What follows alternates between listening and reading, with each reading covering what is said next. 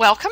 This is Elizabeth Naylor with Ebenezer Wellness, and today we're going to talk a little bit about blood sugar imbalances and how we can see that in a test called the hair analysis in a way that it doesn't show up in blood work.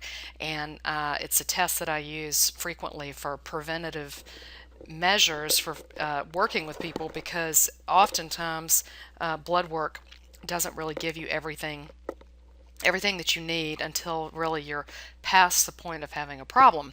So, when we talk about blood sugar imbalances and quality of life, these are optimal blood sugar and then low blood sugar impacts. And so, you can see with low blood sugar, you can be tired often, really for no reason. A lot of times you get the shaky hands as a low blood sugar indicator before you eat. Along with mental and emotional symptoms, anger, irritability, even confusion, when your blood sugar drops low. And the tricky thing about blood sugar is that it's never only low. Its blood sugar goes up and down throughout the day based on what you're eating, your stress level, what you're drinking. And so, really, what you want to understand is, do you have spikes in blood sugar? And then typically when people have a spike in blood sugar, they often will crash as well. And that's why we're talking here in this list about low blood sugar. So, what happens with blood sugar, when I talk about blood sugar, people often think about diabetes. They think about maybe metabolic syndrome, if you know what that is, but it's not diabetes. It's more of a blood sugar imbalance that is more toward a heart problem. But those are really the end stage diseases. And before that happens, there's this progression of being hyperinsulinism, meaning your insulin levels are high. You have advancing insulin resistance. We'll talk more about that in a minute. Before that was insulin resistance. Before that was carbohydrate intolerance. And what you'll see is that along this entire spectrum, really until you get to that stage right before metabolic syndrome and type 2 diabetes, your blood test will be normal because it's very tricky to catch blood sugar that's bouncing around. And really that's our issue, is that as Americans in Western diets, our blood sugar tends to spike and then drop pretty frequently throughout the day.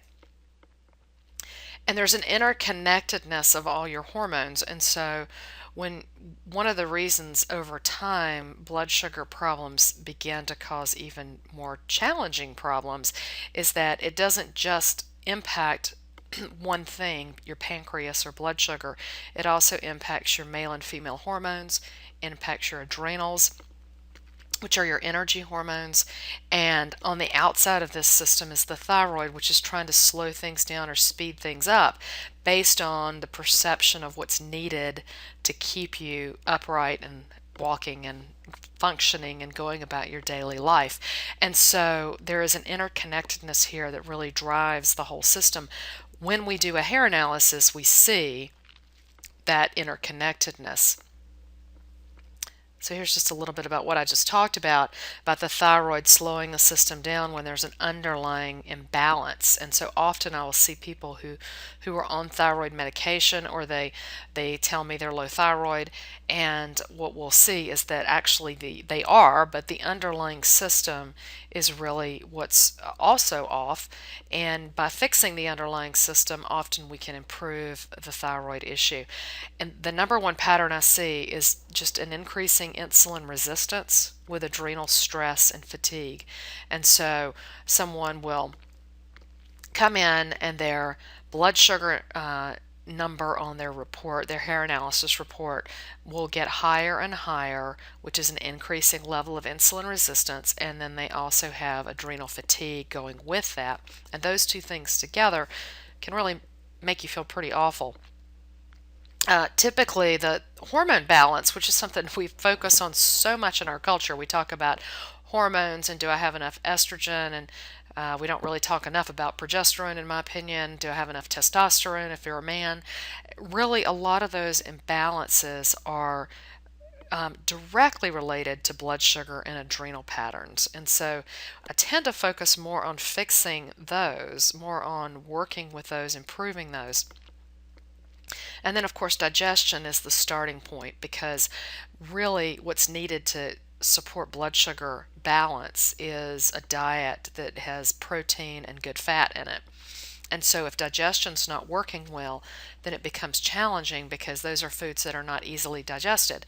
And so, someone will tend to say, well, my digestion, my stomach feels better when I eat carbs, when I eat fruit. I don't feel so well when I eat protein. And that's because their digestion is actually not as strong as it maybe it once was, and there are ways we can support that as well through digestive aids. And actually, apple cider vinegar. I particularly like the Bragg's brand because it's a raw apple cider vinegar. It's actually a great support for digestion. So here's a mineral ratio worksheet from a hair analysis. It's actually three different clients listed across here. This is the kind of report you get when you do a hair analysis with me. And what you'll see is that the top one is calcium magnesium ratio. That's your blood sugar and pancreas number. And that the ideal range is 3.3 to 10. But all three of these clients are above that range of 10. A 12 is really slightly above. 18, it becomes an extreme ratio, and then of course advancing is to 22.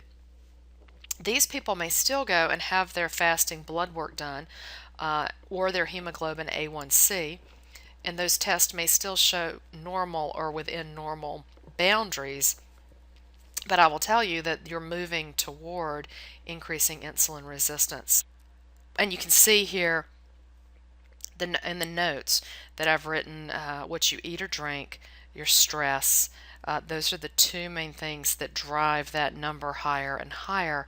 And when we look at the actual report and the other things in balance with what's going on, we can make some decisions about what, diet and nutritional supplementation wise, what is the best answer. So I just want to describe for a minute what insulin resistance is, because I think this picture really helps people. On your cell, the top normal cell, that's a cell membrane. So that's just the little circle around, it looks like a piece of saran wrap really around your cell membrane. And cell membranes have channels. They have channels, and those channels are in this particular one, these are insulin receptors that bring in glucose into the cell. So glucose is the energy molecule, and the insulin is actually like a key in a lock. And so in the normal cell, you can see all the channels are open. Insulin is the key in the lock that opens the door so that glucose can get into the cell. Now, if glucose can't get into the cell, or I'm sorry, let's start over. When glucose does get into the cell, then you have a lot of energy and you feel good after a meal. When glucose can't get into the cell, then you have increasing fatigue. You never really feel satiated even though you've eaten, and that tends to make people crave more fast energy food like sugars and carbs. So that's a normal cell, and then the insulin resistant cell, as you can see, many of the insulin receptors are basically broken.